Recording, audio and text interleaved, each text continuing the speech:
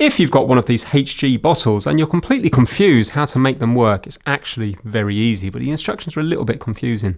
If you have a look, we have this plastic part just here. So you have to grab that and you have to just pull it down.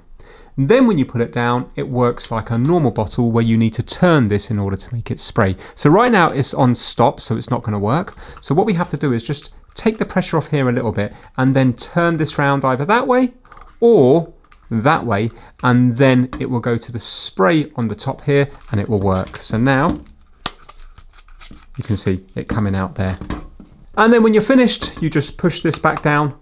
So it's down here again, so it locks into here, and then you're going to get this part, and these two little parts here, these two bits here, are going to go up into this bit first. So if you were just to do it like this and feed it in here and then put it to there, you can see that's locked it in there now as well.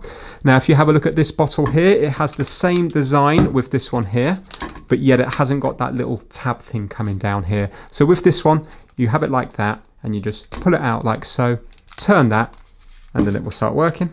And then when you're finished, just do that. If you want to put this back in it for safety again, you can do. So you just put it up there like so. There's actually two parts just under here, these two parts here, that these two bits go into.